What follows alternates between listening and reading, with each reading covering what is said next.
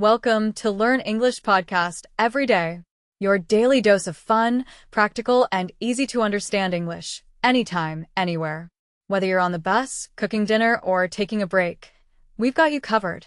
This channel helps you improve your speaking and listening. So hit that subscribe button bell and start your journey to confident English, one day at a time. Let's get started. Welcome to the deep dive. Today we're tackling the IELTS speaking test. Lots of learners find it, well, pretty challenging, and you're probably looking for some solid tips, yeah? Actionable stuff to boost that score. Exactly. And that's what we're aiming for today. We've dug into some really good resources to pull out the key advice, the practical things that can genuinely help your performance. Think of this as the direct route to understanding what really makes a difference. We'll break it down by the three parts, right? Part 1, Part 2, and Part 3. That should give us a good roadmap. Perfect. Let's jump straight into Part 1 then. Okay, Part 1. So a really common misunderstanding here is about answer length. Some people think short answers are like the way to go. Right, just a quick, yes I do, or something. Yeah, but the sources we looked at, they're pretty clear. You need to seek for a decent length. Not super long speeches, obviously, but definitely not just 1 or 2 sentences. And there's a specific reason for that, isn't there? It links directly to the marking. Absolutely. It's all about fluency. That's 25% of your marks right there.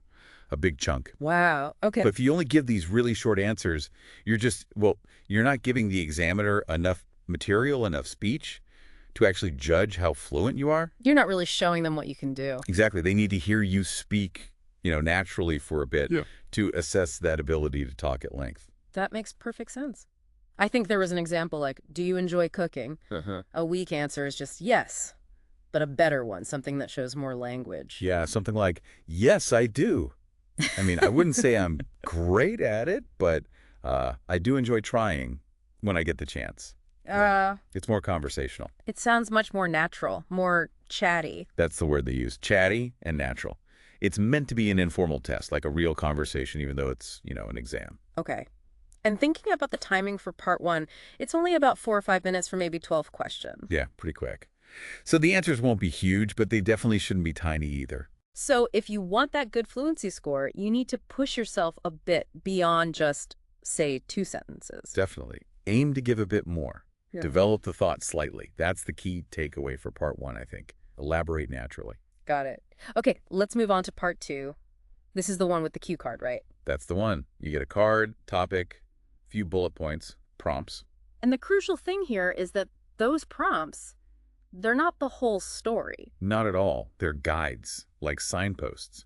You need to add much more information around them to give a full 2-minute talk. So if it says, describe a family celebration, and a prompt is, who was present, you don't just list names. Please don't. No, you expand. For who was present, you could talk about why they were there, maybe your relationship, how they got there, little anecdote involving one of them. Okay. So you're building a much richer picture. Exactly. Part 2 is your main chance, really, to show off your fluency by describing things in detail, adding information. You're painting that picture for the examiner. And the advice is definitely to practice this part. Oh, absolutely. Get cue cards, practice talking for the full 2 minutes, and, importantly, record yourself. Ooh. Why recording? Because listening back is so revealing. You can hear where you hesitated, where you could have added more detail, check your pacing. It's invaluable for improvement. Right. Makes sense. So Part 2. Take the prompts, expand, add detail, practice, record. Now, Part 3. Part 3. This shifts gears again. The questions become more abstract, more complex, usually related to the Part 2 topic, but broader. Not personal experiences so much, more like discussion questions. Exactly. Like the example, is it better to get advice from a friend or a family member? It requires a more developed answer, maybe looking at both sides. And the key here is example. Yes, that came up strongly. Always try to give examples in Part 3. They back up your points, show you can apply the ideas. So don't just state an opinion, illustrate it. Precisely. Give more than the minimum. And again, the advice is practice speaking these answers out loud. Don't just write them. Because writing is different from speaking naturally. Completely different. You need that spontaneous flow. Part 3 is about showing you can discuss complex ideas thoughtfully with support. Okay, so we've covered the 3 parts individually. What about general tips that apply across the whole test? Well, first up is pacing. Finding that steady rhythm. Not too slow. Right. The examiner might lose track. And not too fast. Yeah, because then you might become unclear, maybe a bit incoherent. It's a balance. And this one's really interesting. Fluency versus accuracy, specifically correcting mistakes. Yes. The advice is pretty clear here. Try not to stop and fix every little grammar slip or word choice error. Really? Even if you know it's wrong? Yeah, because stopping constantly really hurts your fluency score. It breaks the flow. It's better just to keep going. Unless the mistake is so big it makes your meaning completely unclear. Then, okay, maybe a quick correction.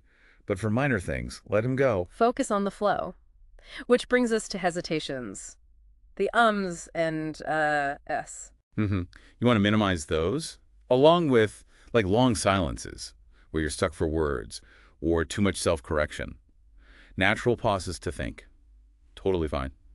Expected, even. But long pauses because you can't find the English. That's a problem for fluency. That's the issue, yeah. And related to that is coherence, making sure your ideas link together logically. Using those connecting words like however, also, so. Exactly. So the examiner can follow your train of thought easily.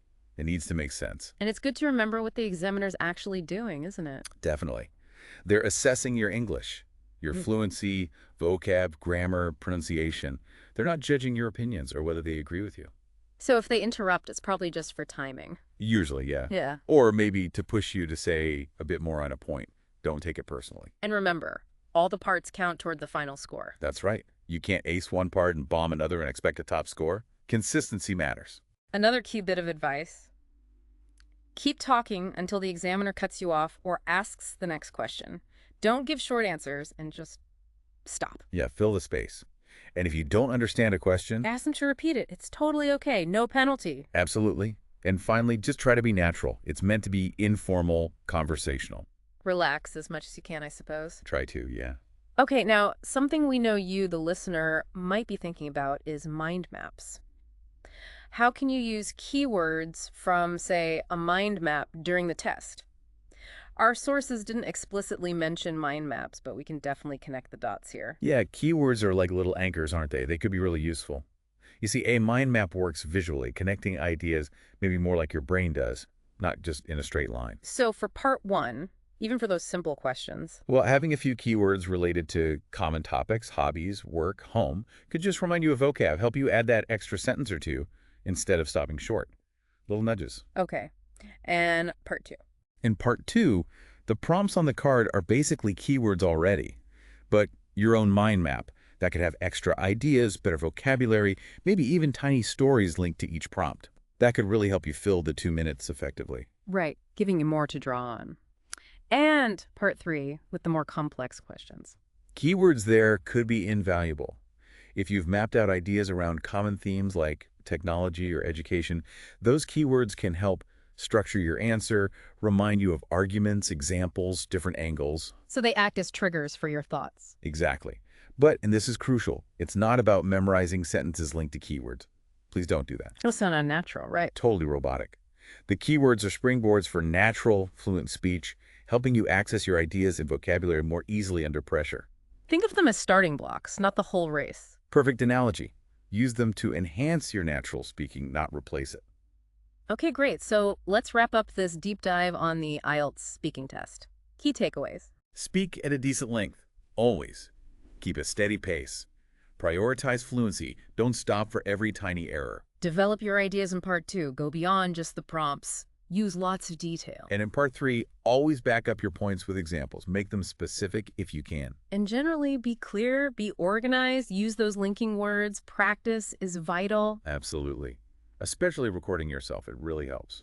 So our final thought for you today, try shifting your perspective on the IELTS speaking test. Instead of seeing it as just, this scary hurdle. Yeah, see it as your chance. Your chance to really show what you can do with English.